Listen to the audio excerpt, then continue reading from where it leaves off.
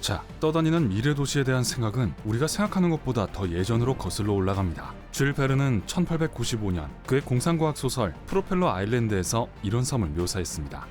길이 6km, 폭 5km가 넘는 거대한 크기로 백만장자들만이 거주하고 있으며 태평양을 여행하는 도시 선박이었어요. 반세기가 지난 후 떠다니는 도시에 대한 최초의 실제 계획이 등장했습니다. 유명한 건축가 켄조 텐지의 1960년 도쿄베이 프로젝트는 일본 수도가 해안가를 따라 확장될 것이라고 보았습니다. 만해 강면은 지상에서 40m가 떨어져 있는 거대한 고속도로 시스템으로 연결될 것이었죠. 공중에 떠 있으면서 물 위에 있는 도시였습니다. 한때는 공상과 전위적인 공상에 불과했던 생각을 이제 건축가들과 엔지니어들이 실제 행동으로 옮기고 있습니다. 진짜 돈으로요. 이 떠있는 도시들의 건축을 위해서 두 가지 주요 구조가 고안되었습니다. 첫 번째는 폰툰 스타일입니다. 폰툰이란 도시의 기초가 되어줄 평평하고 넓은 부유식 널빤지인데요. 건축은 간단하지만 높은 바다나 거친 바다에서 필요한 안정성이 없습니다. 두 번째 유형은 반잠수 구조입니다. 이 구조는 물, 긴 기둥 위에 얹혀진 표면 위의 플랫폼입니다. 석유 굴착 장치와 비슷하죠. 이 디자인은 깊은 파도에도 도시를 지을 수 있습니다. 심지어 석유 굴착 장치를 떠있는 도시로 바꿀 수도 있어요. 이미 수백 개의 집을 수용할 수 있고 심지어는 축구장 2개보다 더 큰 크기니까요. 건축가 자크 루즈리는 이 분야의 선구자입니다. 그의 프로젝트 중 하나는 멋진 가오리 디자인을 한 거대한 선박인데요. 모든 걸 완전히 자급자족하며 해양 에너지를 전력으로 사용합니다. 더 중요한 것은 폐기물이 발생하지 않는다는 거예요. 루즈리는 이 배를 메리앙스의 도시라고 부르는데 메리앙스란 바다의 사람들이라는 뜻입니다. 이 배의 크기는 약 45만 평방미터쯤 될 거고 앨리스 섬의 4배 크기일 거예요. 이 배는 떠다니는 해양학 연구소와 대학이 될 예정입니다. 약 7,000명의 과학자와 학생들을 수용할 수 있는 실험실, 교실, 그리고 숙소가 마련될 거예요. 목표는 세계 바다에 대한 지식을 심오하는 거죠. 사실 우주만이 미개척지가 아닙니다. 우리는 여전히 바다의 80%를 탐험하지 못했으니까요. 아직은 개념화 단계에 있지만 루즈리는 2050년까지 움직일 준비가 되길 바라고 있습니다. 그의 유일한 프로젝트는 이것만이 아닙니다. 루즈리의 시오르비터는 떠다니는 또 다른 실험실입니다. 물속의 절반 정도 되는 높이의 12층 건물은 피사의 사탑만큼 높은 크기가 될 겁니다.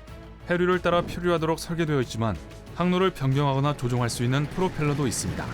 5,300만 달러 규모의 이 프로젝트는 2014년에 착공되어 15년까지 계속되었지만 그 이후로 아무런 진전 소식이 없습니다.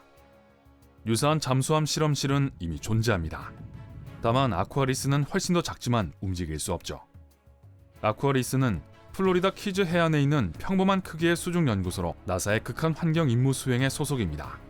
우주 비행사, 과학자, 기술자들은 우주로 가기 전에 이곳에 가서 2-3주간의 훈련을 마칩니다.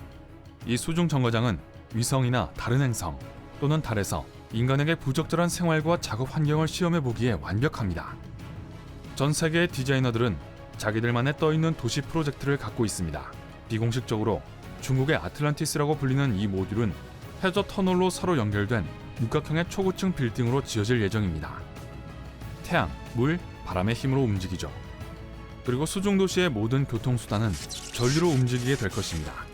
식량 재배를 위한 농장과 폐기물 재활용 센터 모두 마찬가지고요. 아주 친환경적이네요. 노아의 방주는 세르비아 디자이너들이 개발한 프로젝트입니다. 자연재해로 인해 인류가 바다로 내몰린 상황을 가정한 것인데요. 이 떠있는 도시는 더 깊게 들어갈수록 좁아져서 서로 연결된 거대한 아이스크림 콘처럼 보입니다. 이 이상한 모양 덕분에 건축물이 더 안정되는 거랍니다. 물 위에는 빗물을 모으기 위한 저수지를 만들 거예요. 물속의 방은 주거나 다양한 목적으로 사용할 예정이라고 합니다. 엑스시티는 아마도 가장 특이한 프로젝트일 텐데요. 구부러진 초록색 고층 건물처럼 보이는 이 부유식 플랫폼은 가벼워야 하기 때문에 육각형의 다공성 콘크리트로 만들 거예요. 벌집 같은 모양이 되지만 주민들은 레고처럼 집을 분해하고 다시 만들 수 있습니다. 색은 고층 빌딩에서 자라는 녹조 때문에 초록색이 되는 건데요. 태양 에너지를 연료로 변환시켜 도시에 에너지를 공급해줍니다. 따라서 이 건축물은 광합성의 도시라고도 불립니다. 하베스트 시티는 IT 해안에 계획되어 있는 인공섬 네트워크입니다. 각각의 부유 모듈이 연결되어 있죠. 섬의 중심에는 사무실, 학교, 상점, 주택 등이 있을 거예요. 바깥쪽에선 식량을 재배할 수 있고요. 각 섬은 해저의 케이블로 연결되어 3만 명의 사람들이 허리케인으로부터 보호받을 수 있는 도시를 만들 것입니다. 릴리패드와 아에코레아는 벨기에 건축가 빈센트 칼레보가 디자인한 부유도시입니다. 릴리패드에는 5만 명의 주민이 입주할 예정인데요. 중앙에는 커다란 담수 저수지 석호가 있고 공중 정원에서는 과일과 채소를 기를 수 있습니다. 아에코레아는 해파리처럼 보이는 연속적인 부유도시들입니다. 250층 높이의 나선형 고층 건물들이 촉수가 되겠죠. 이 두 가지 아이디어는 태평양에서 나오는 재활용 쓰레기로 만든 복합 재료를 사용할 예정입니다. 아마도 가장 야심찬 프로젝트는 오세아닉스 시티일 거예요. 동네 작은 공간에서 시작하여 6개의 연결된 모듈로 늘어나 1650명의 주민이 사는 마을이 형성될 것입니다. 그리고 그중 6개 마을이 맞물려 총 인구 약 10,000명의 유동 원형 도시를 만들 수 있습니다. 이렇게 하면 군도 하나가 형성될 수 있어요. 이곳의 건물은 대나무처럼 가볍고 친환경적이며 내구성이 뛰어난 재료로 지어질 것입니다. 맨 위에는 태양 전지판을 단 지붕이 있습니다. 목표는 해수면 상승으로 인해 해안 도시들이 사라지기 전에 사람들을 바다로 옮기는 것입니다. 이렇게 저는 이 모든 것들의 이유를 알게 되었어요. 먼저 이 건축가들은 인구 과잉을 염두에 두고 있습니다. 세계에서 가장 인구가 조밀한 곳인 마카오를 예로 들 수 있습니다. 1평방킬로미터당 거의 7만 5천 명이 몰려있죠. 경기장에 가득 찬 사람들을 센트럴파크의 절반 크기의 공간에 모으는 것과 같습니다. 이런 인구 밀도는 음식이나 적절한 주택 공급 문제를 야기할 뿐만 아니라 불편함을 일으킬 수 있습니다. 두 번째 문제는 해수면 상승입니다. 세계 인구의 거의 절반이 해안이나 그 근처에 살고 있습니다. 한 2019년 연구는 향후 30년 이내 전 지구의 해수면이 30cm 상승할 수 있다고 예측했습니다.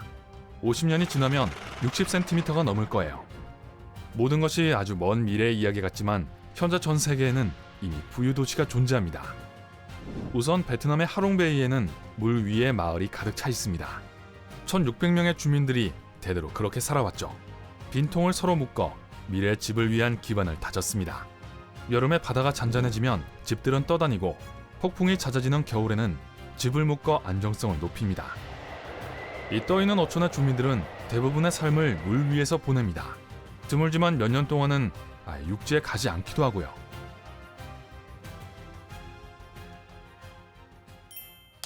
오늘 새로운 것을 배웠다면 이 영상에 좋아요를 주고 친구와 공유하세요. 여기 여러분이 좋아할 만한 다른 멋진 비디오들이 있습니다. 왼쪽 또는 오른쪽을 선택하고 삶의 밝은 면에 머무르세요.